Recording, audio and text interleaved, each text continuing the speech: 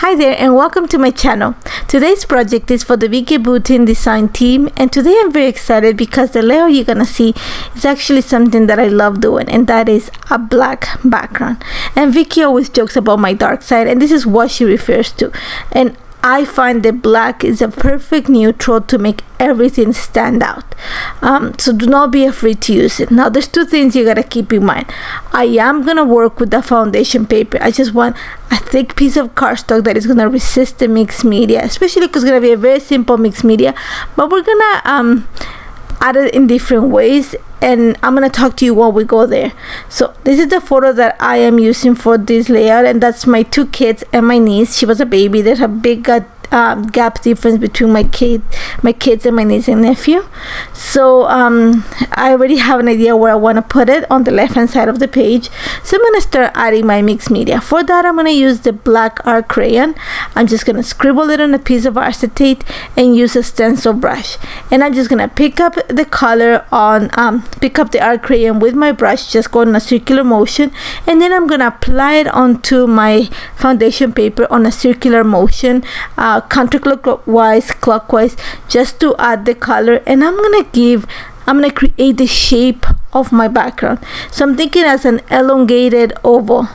Once I have pretty much this shape like shaded on my page, I'm gonna add a splash of water, literally one splash of water onto the art crayon, and then it's gonna activate the pigment. It's gonna make it darker, and then I'm just gonna continue with the same fashion. Collect some of the crayon and go in a circular motion on my foundation page. This is gonna make it darker, and it's gonna emphasize the black. Now here's the key. I am using a foundation paper just because it's heavy cardstock, and because I am using water in my brush, I am gonna move the fibers of my cardstock. So that means that that if you're using just regular cardstock, you are gonna warp your paper. That's what I said. This is one of the places where you want to add a little bit of yeso to your background just to protect your paper.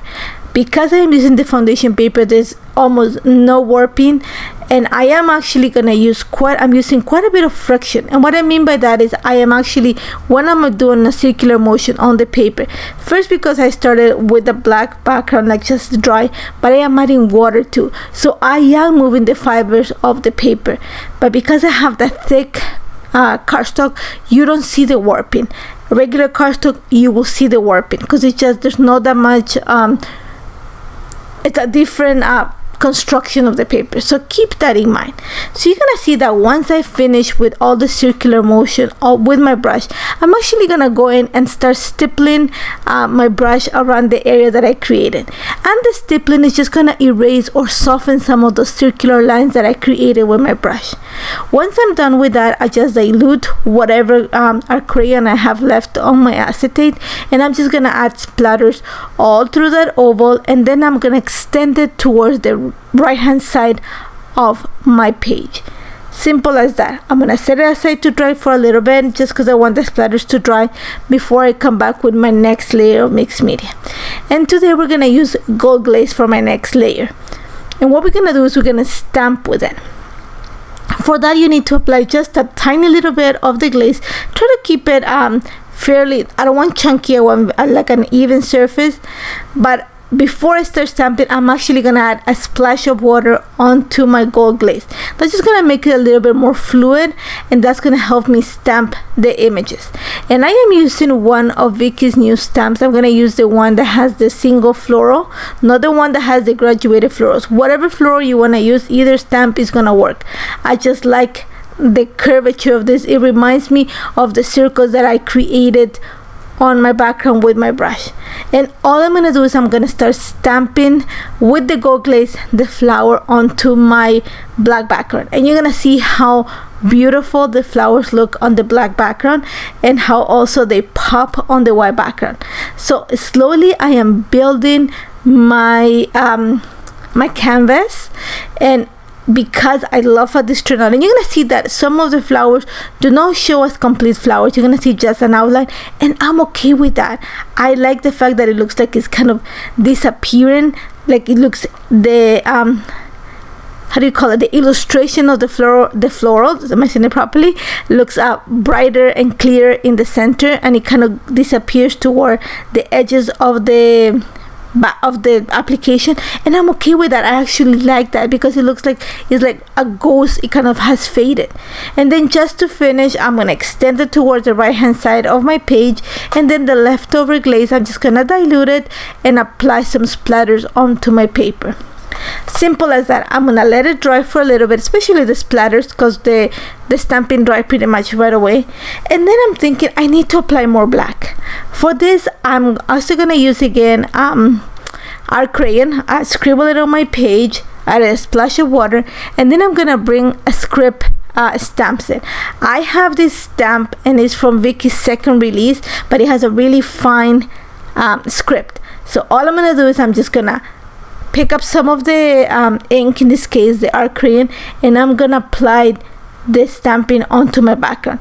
I don't want a complete application of the letters, just little sections, and you're gonna see because I applied it with the wet art crayon, it just activates the pigment and it makes it darker. And I love how this background turned out. This is what Vicky refers to my dark side, because I can, if I could, I'll do all my backgrounds like this. I love this. It's one of my favorite things to do. And you're gonna see how the background is gonna make everything that I put on top of it stand out.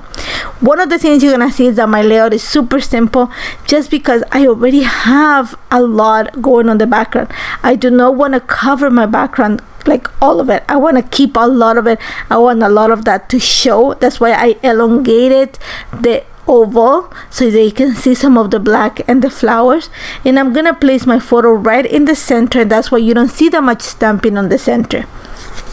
The way I'm gonna work now is adding some pieces of paper, and I want to follow the motion that I created with the stamping, you know, like towards the right hand side of the page. So I'm gonna add pieces of paper behind my photo that follow that motion, so little strips that are longer towards the right side of it. Yeah, you want to see it. And I'm picking colors that are orange, fuchsia, and pink and purple, because those are the colors that my son, my niece, and my daughter are wearing in the photo. So again, strips of paper, and I'm just gonna go in a horizontal motion, in a horizontal way with them. I don't want anything that goes from like I'm gonna say north to south or up and down. I want them to go from left to right, because I don't, like I said, I don't want to cover the flowers. So you're gonna see that I added a piece of ephemera that says live in the moment. It had a lot of orange. I found that sticker in the cardstock sticker that says crazy good, and I thought that was a perfect title. I'm gonna pull the butterfly that's from the ephemera pack, but it's vellum and it has orange and yellows and gold, which is what I have on the background. I added those 3 puffy hearts. I added that rainbow, same thing. I just went with, I'm gonna try to keep it in the warm tones completely, this layout. I'm not gonna over embellish either. Like I said, I do not want to cover my background. A lot of times I get a lot of people that say, oh, you did all that work and you cover your background, and I'm okay with that. But this time around, my background was created intentionally so that it shows nicely the black and the gold. So you're gonna see right now, all I'm doing is just gluing everything in place. I'm adding foam adhesive behind the pieces just so they pop from the page. One of the things that I wanted to bring was more accents of black, just because that's what I have on the background. So I'm gonna go into the sticker tablet and bring some of the words from the sticker tablet, some little accents. I'm gonna add one of those vellum words that come in the sticker tablet. It was hard to peel. I had to literally kind of with my nail kind of like scratch it a bit until it come out, and then I was careful to pull it out so I don't rip it.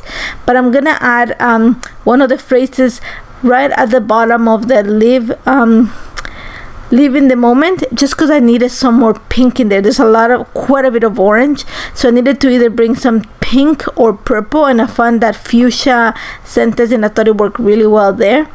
The only thing that I struggled, you're gonna see me right now, is that I wanted little accents for this page, and I did not want to add enamel dots or anything that looked like dots, because I had the splatters, and instead I wanted to add small florals.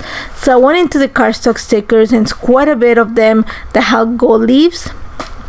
Those are the ones that I'm going to use in this page, but I did not want the flower to stand out. I don't want it to take away from the background, so my option was to kind of tuck it in the floral, so you see just a pieces of the petal and you see more of the leaves sticking out from behind the photo, and that just worked. I just want a small little accents. I don't want anything big. Once I had that, I also added one of the butterflies to the top of the page, right where the puffy hearts were at. And then I'm gonna do right now is I'm gonna add my Lenso journal right underneath that vellum sticker that I added. And then just to finish that, I'm gonna use 2 of the puffy hearts, again pink corals, those tones that I'm working with, right at the bottom. And I think that is it for this page.